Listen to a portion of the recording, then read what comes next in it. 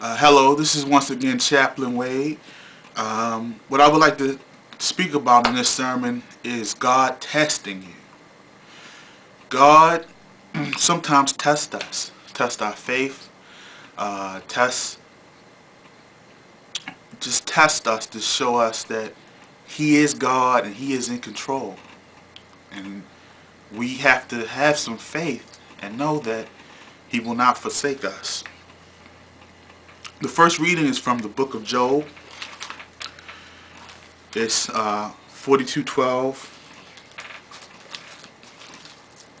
So the Lord blessed the latter end of Job more than his beginning. For he had 4,000 sheep, 6,000 camels, 1,000 yoke of oxen, and 1,000 sea asses. God takes away and sometimes and restores what is broken. We have to have faith that the Lord will be with us and guide us and keep us. Sometimes having faith is not easy at all because we can feel that there is no hope and there is no way that I'm getting out of the situation. But God is in control.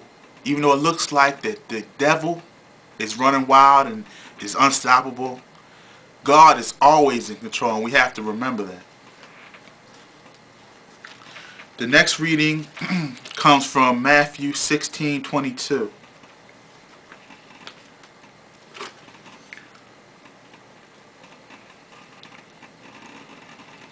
Okay.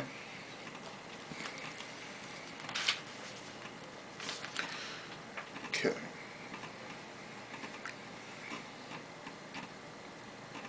Then Peter took him and began to rebuke him, saying, Be it far from thee, Lord, this shall not be unto thee. But he turned and said unto Peter, Get thee behind me, Satan, thou art an offense unto me. For thou savorest not the things that be of God, but those that be of man. See, we look to the earthly pleasures, the earthly desires, instead of looking to what God has planned for us.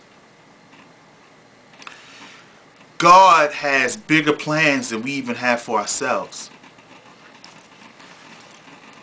And in this verse, Jesus said, Savor us not the things that be of God, but those that be of men. Things that are of this earth don't even account or come to or equal at all the amount or the power and the glory that you can get from heaven, that you can have of a spiritual walk. That's why so many Christians, they did a poll on Christians, and most Christians are more happier than people who are non-believers. And that's not to knock anybody, but it's just a fact. God being in control and having a bridge between you and the Lord gives you a sense of peace that passes all understanding. And that's what God can do for you if you decide to believe. And God will test us. And we will be tempted, and we will have tough times, and we will have trials. But if we stand on faith, we can get past all of those trials and all of those tough times. If we continue to pray, we will survive those tough times. Even with this economy, with hard times, with terrorism, with everything. If we stand on faith, we can survive those tough times. Now my next reading is from 1 Peter 4:16.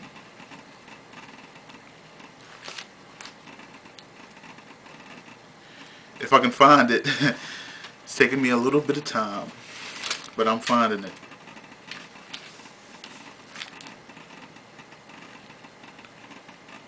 Yet if any man suffer as a Christian, let him not be ashamed, but let him glorify God on his behalf.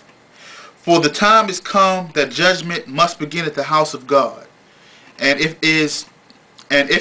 it first begin at us, what shall the end be of them that obey not the gospel of God?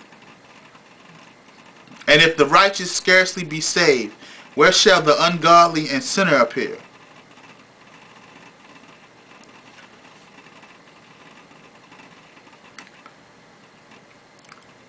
Now, at the first begin with us, what shall the end be of them that obey not the gospel of God? Now, we're going to suffer as Christians, as it says in this verse. And we must continue to glorify God in our trials and tribulations. It's like the trials of Job. If we continue to bless God's name and continue to have faith that things are going to turn around, we will survive those tough times. And